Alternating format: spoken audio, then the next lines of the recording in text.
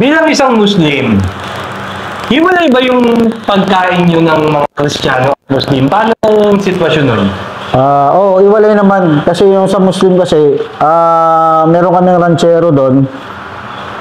Bali hilaw, hindi siya luto. Bukod sa pagiging Sputnik, siya nga ay ganap na isang Triskelion, Tau Gamma Pi, BTICC chapter. Ayan, shoutout sa inyo lahat, mga Triskelion.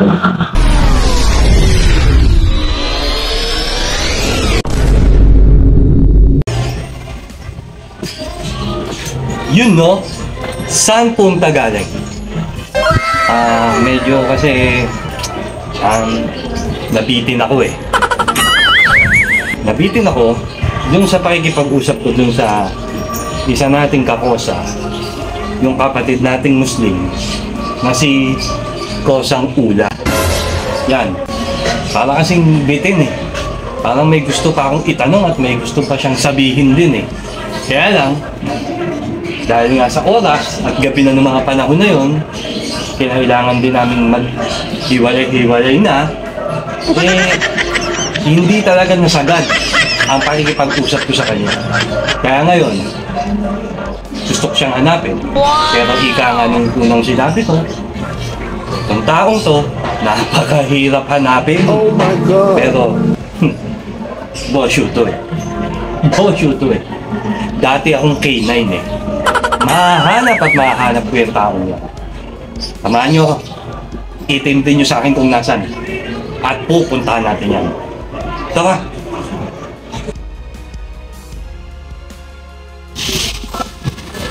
So, malapit na tayo dito yung nahanap natin. Tinulong na ng waste. Medyo matao dito. Pero, amoy na amoy ko yan. Tropa ko yan eh. Amoy na amoy. Yon! Saan punta galing? Ito na! Nahuli at nasa kote ko na si Boss Ula. At tulad nga nung sinabi ko sa inyo kanina, mahirap hanapin to. Pero sabi ko nga, K9 ako eh. Naamoy ko kung nasan siya. Hindi talaga ako mapagkatulog mga kakosa hanggat hindi ko ulit makausap to. Kulang na kulang, bitin na bitin tayo sa mga binitawan yung salita. Kaya ito na, namilit na naman ako. Kinuha ko na naman yung oras niya.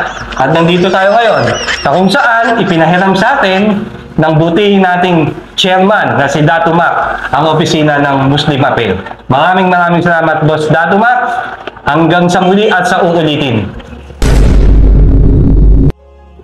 Maraming salamat, Boss Ula ulit sa pangalawang pagkakataon namin. Ito, pasensya ka sa kukulitan ko at talagang mahirap kasing matulog pag yung meron kang hindi nalalaman sa mga taong kinausap mo eh. Hihimay-himayin lang ulit natin yung mga katanungan, Boss Ula. Magsisimula tayo doon sa pagkabata mo. Boss Ula, syempre, maaari ba namin malaman kung ano si Boss Ula nung kabataan niya? Kung isa ka ba sa mga sakit sa ulo sa lipunan nyo, sakit sa ulo sa mga magulang mo, at yung mga hindi tumatanggap ng sermon sa mga nakakatanda sa inyo. Sino ba si Boss Ula nung panahon na yun? Yun nga, nung panahon ko kasi, lumaki rin ako sa lansangan, tambay. Pero yung sakit sa ulo, sa lipunan, sa pamilya, wala tayong record sa ganun. Pero nung panahon namin nung tambay, yan, may mga sagsagan na talagang yung away, dali, katulad ng nung araw barilan. Walang santukan. Wala talaga. Nung araw, suntukan ngayon, nag-iba na eh. Talagang barilan nung araw, kanto-kanto lang ang pagitan eh. Maihahalin tulad mo ba ang sarili mo nung kabataan mo sa panahon ngayon, sa mga kabataan ngayon? So kabataan ngayon, malayo na ngayon eh, kasi wala na eh. Parang nag-iba na. Nung galing ako sa loob ng ilang taon, paglabas ko parang malaki ng pinagbago. Nung kabataan nung araw, magulo talaga. Eh yung kabataan ngayon, puro tapang laway na. Wala Puro angat no? May mga makukulit pa rin, bilang na lang. Hindi katulad nung araw talaga. Pag lumangat sa isang lugar, alam mo na talagang may kaaway ako dito. Pwede dumaan dito. Oo. Kailangan iikot ka muna ulit sa barangay bago ka makatawid doon. No? Ganun ang buhay. Ganun talaga noon. Parang sa isang street lang kayo namamalagi nun eh. Bawal kayo lumabas ng street. Pero nung sa akin kasi, kahit saan nakakapunta ako sa ibang-ibang gang talaga. Kasi ako talagang tinatanim ko sa sarili ko talaga pakisama. Okay. Pero wala talaga akong lihitong naging kaaway dito. Pumunta tayo muna sa maximum, boss. Nabanggit mo rito ang patungkol dun sa riot. May tanong lang yung mga manonood natin kung paano ang sitwasyon nun, boss? Halimbawa may riot. Hanggang gabi ba yan? Paano nyo tinutulugan yung riot na yan? Baka malikuran kayo, may gumagapang ba sa gabi? Mahirap ipaliwanag yung mga bagay na yun, boss. Ang riot kasi, pinakamatagal na siguro is 30 minutes. Ganon. Pag sa halimbawa may araw, mga 30 minutes o kaya sa 10 minutes, yan. Tigil na yan. Pero pag hindi talagang matigil yan, tutunog kasi yung tinatawag na sirena. Okay. Pag tumunog na yung sirena yan, lalabas lahat yung mga, papasok lahat yung mga SWAT na pipigil doon sa riot. Wala bang nagkakagapangan dyan para makaganti? Sa tingin Sa gapangan, depende sa halimbawa, mga natutulog sa labas. ayun talaga. Sa labas ng brigada. Yun kasi mga katanungan dito kung paano daw paggabi na, paano daw ang riot. So, may sirena naman at may darating agad na SWAT. Kaya mapipigilan ito. So, kung sakaling may riot, apektado ba dito yung mga dalaw?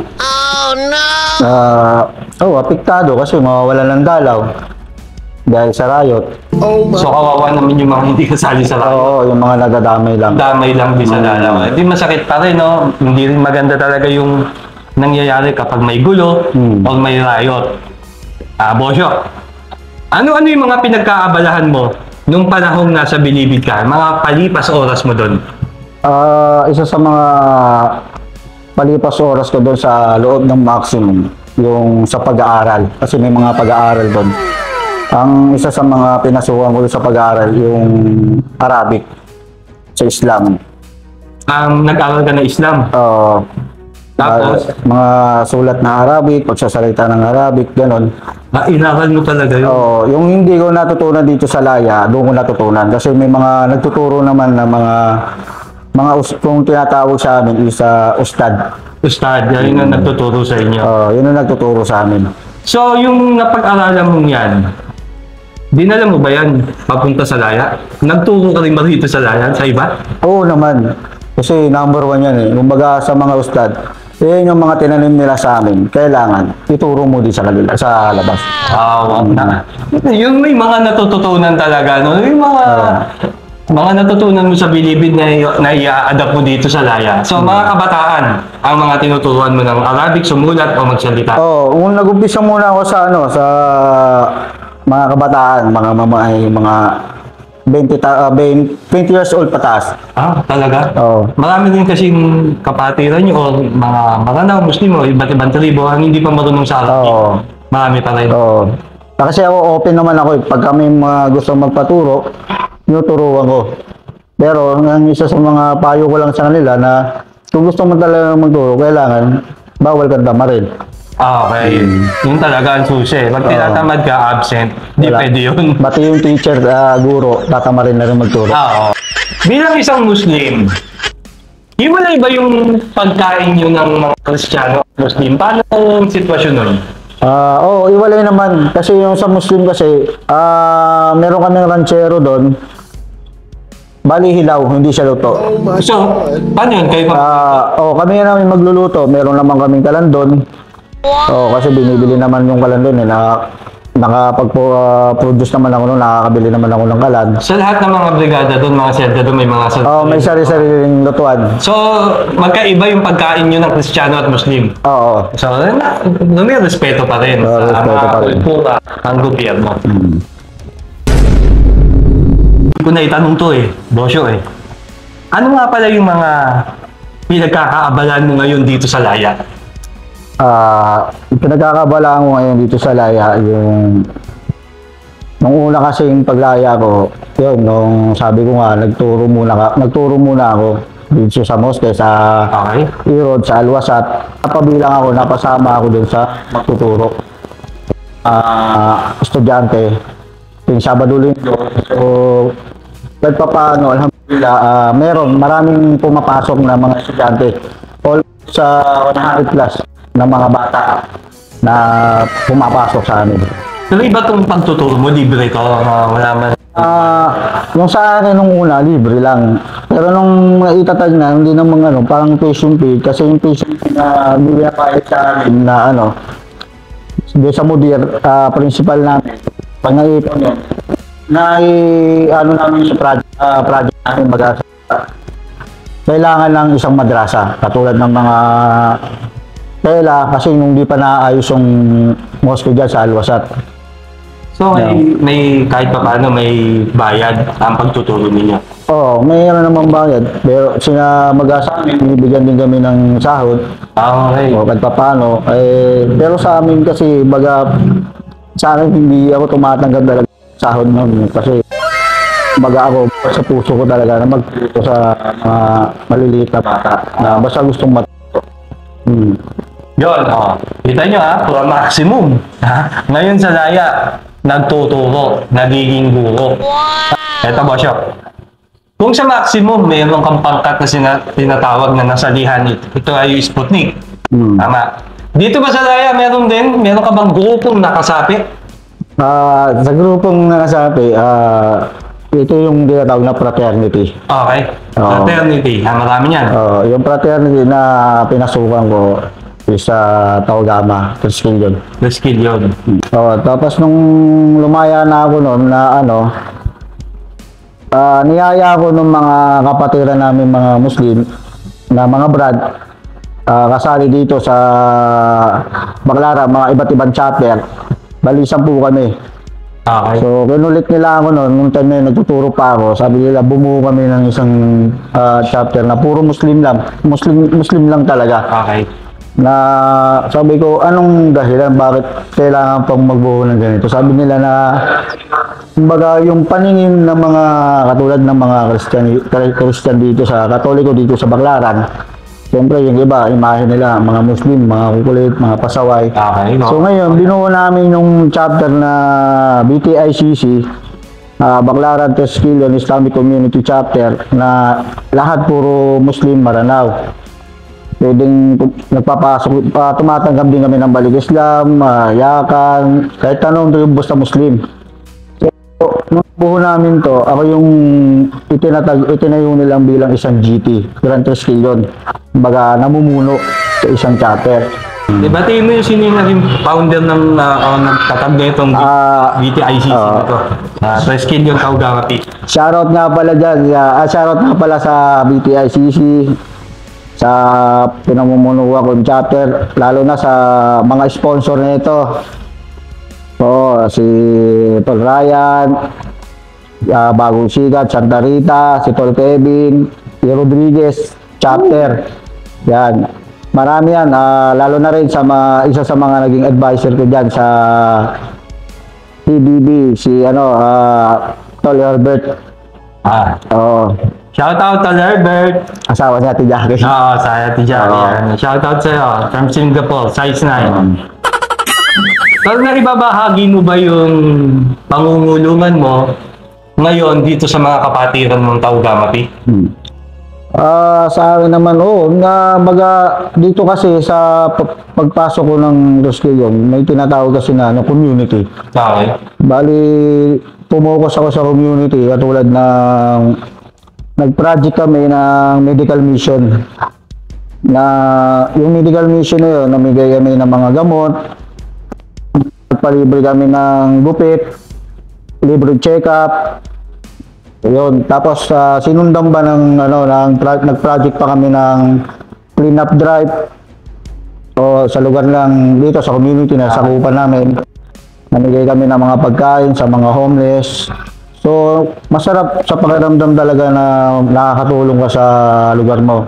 Lalo na kasi sa mga katulad ng ibang tao na naisip nila kasi na mga Muslim ganito, binubura namin yan sa isipan nila na eto kami mga Muslim sama-sama na talagang naging isang fraternity na para yung sarili namin na nung araw is yung mga tambay-tambay lang, mga pasaway sa magulang, bumapasok sa amin, nadidisiplina namin. Yun.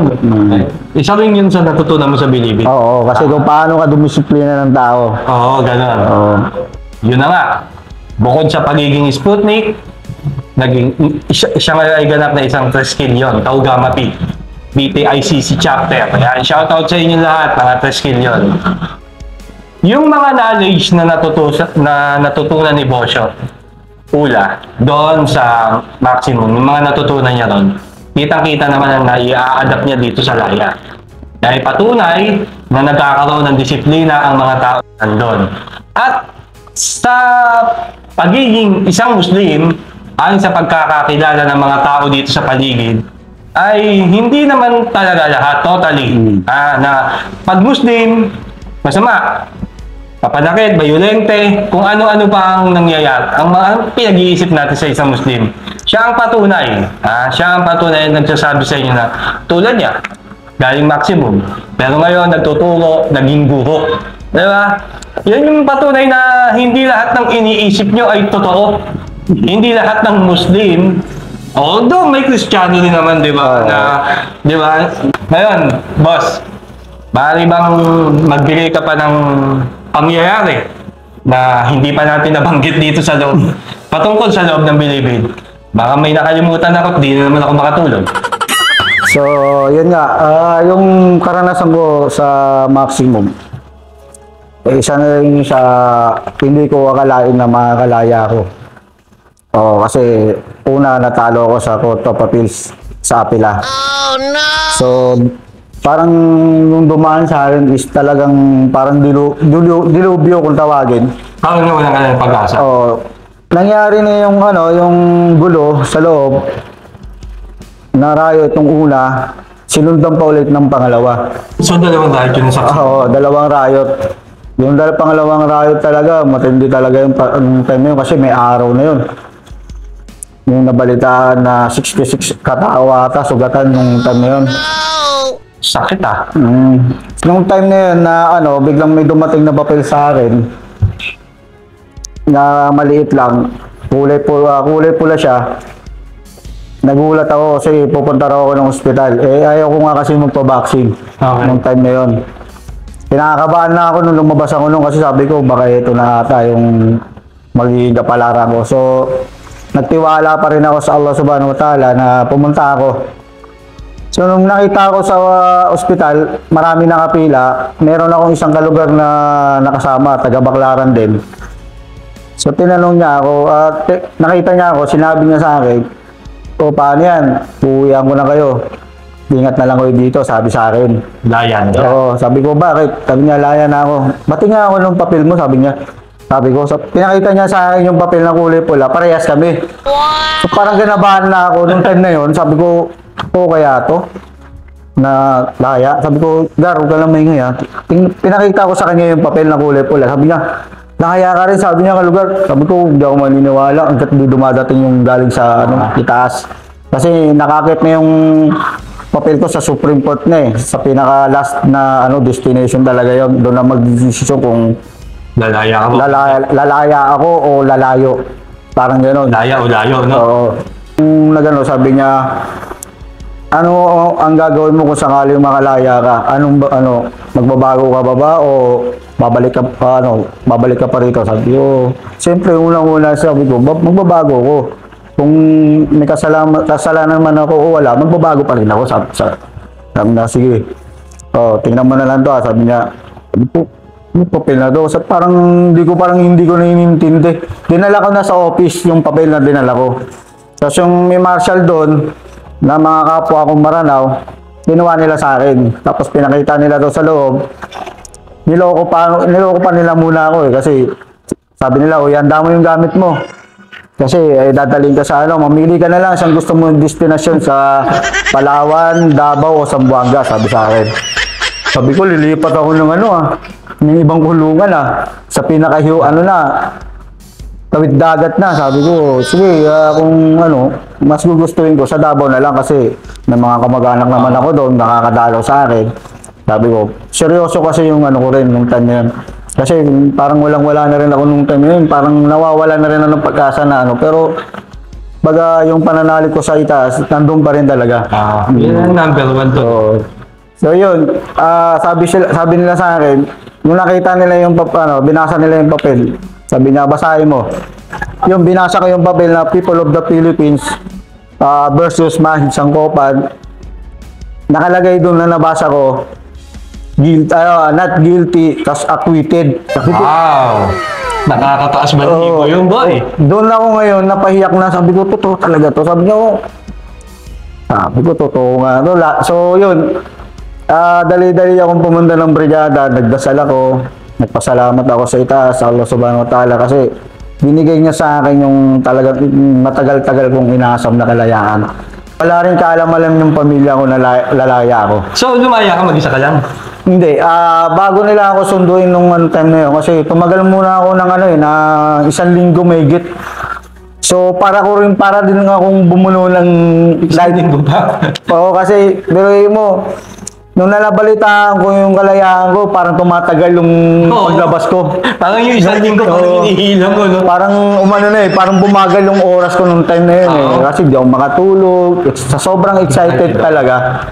So yun, kahit pa paano naman, nagdasal-dasal ako sana mangalaya ako na kung makalabas ako, sabi ko, yung gabayan niya ako kahit saan man ako mapadpad, ganun. So yun, sa paglaya ko na yun, bago ako lumaya, tumawag na ako sa pamilya ko. Sabihin ko na sa inyo, lalaya na ako. Kailan niyo ako susunduin, sabi ko sa kanila. So umiyak na yung magulang ko, lahat ng pamilya ko, parang umiyak sila na excited sila na makapunta ron sa labas ng Muntinlupa. So sabi ko, sige, pumunta na kayo. So yun, agad-agad pumunta yung mga ang sumundo sa akin yan, sila Kuya Samboy, yung pamangkin ko na si Omar, yung airpot ko, saka yung tsugi ko si Omar. Okay. So, sa dami ng pinagdaanan mo, Bosyo, di ba? Parang ayaw mo na talagang bumalik. Oo, hindi na. Napakahirap yung sitwasyon na mararanasan doon. Mararanasan doon. Kahit sabihin mo, ako, wala naman akong naging kasalanan na talagang tadhana na nakapunta ako doon. Na doon pa lang parang naging experience ko talaga, napakahirap talaga. Unang-una, malayo ka sa pamilya mo. Sa dami ng karanasan na pinagdaanan mo, mapaloob man yan o dito sa laya, maaari bang magbigay ka ng matibay at madiin na mensahe para sa mga kabataan natin na akala nila na tama pa rin yung mga kalokohang pinagagawa nila. Para, boss, hindi na nila sapitin yung mga naranasan mo at mabilibid. Mensahe para sa kanila. Mensahe ko lang bilang paalala sa mga kabataan na gumagawa ng, kahit hindi pa gumagawa o nagbabalak pa lang gumawa ng kalokohan, ay huwag nyo nang ituloy. Kasi napakahirap ng sitwasyon na mangulungan. Isipin nyo, yung magulang nyo, magluluto pa sila, pipila pa sila, may dala pang pagkain, tapos may problema na naman sa loob, may utang, gano'n. So, napakahirap, isipin nyo na lang. So, mas maganda siguro, may paano ko lang sa'yo, sumunod na lang kayo sa magulang nyo, huwag na kayong magpasaway, nakisama. Yan lang naman ang maganda dito Marunong kang makisama, marami kang magiging kaibigan. At hindi ka mapapahamak. Kahit saan lugar mapunta, hindi ka mapapahamak kasi marunong kang makisama. Pag yung ganitong pagsasalita ni Bosyo Ula, talaga nakakakilabot. Lalo na yung alam mong galing sa puso. Yung alam mong totoo yung sinasabi ha. Yan yung boses na nagbibigay sa inyo ng kalinawan sa mga gasabaw nyo na lang na utak. Dinadagdagan niya yung mga kaalaman at para maramdaman nyo na rin. Kahit wala pa kayo sa bilibid, ipinaparamdam niya ng boses niya ang magiging sitwasyon nyo, pagpasok nyo sa bilibid. Boss, isang pagbati muna sa mga kapangkat mo, sa Sputnik, at sa lahat ng pangkat. Shoutout na rin po sa inyo. Hindi ko na kayo maisa-isa, pero saludo ako sa lahat ng pangkat. At syempre, sa Tresquillion BTICC Chapter. Shoutout nga pala sa mga kalugar ko dyan sa Maximum, sa 3B, San Nueve, at saka doon sa naging ninong ko na commander ng Sputnik nung araw na si Commander Lai. Ingat po kayo dyan. Man. Aantay ko po kayo dito sa Layatay. Okay. At sa naging commander din nung araw na si Commander Rani Mercado. Yan, ingat po kayo sa mga kasalo ko na si Pastor. So, tapos sa mga naging teacher ko, Ustad. Hindi ko na kayo mabanggit diyan, Ustad. Alam mo na kung bakit. So, hihingin ko na lang sa Panginoon na sana kung ano yung naranasan kong paglaya, ganun din sana sa inyo, may ibigay rin sa inyo. Walang imposible. Walang posible. At Walang imposible. isa pala sa shoutout nga pala sa BTICC, Yung. sa TDB, kay Chairman Ryan Tres, saka kay Tol Datumak na laging nandyan. Datuma, sa opisina ni Datuma. Maraming salamat sa iyo. At Tol, salamat ulit sa pangalawang pagkakataon. Grabe, makakatulog na ako. At naitanong at nabigkas mo na lahat ng gusto kong malaman. Maraming salamat, Tol. Kung kaya, paulit-ulit kong sinasabi na kung sakaling magkikita tayo, ang gusto ko sa Laya, wag sa Bilibid. Kaya naman sa lahat ng naniniwala at sumusuporta kay Bosyo, pagpalain po kayo nawa ng poong may kapal. Peace out!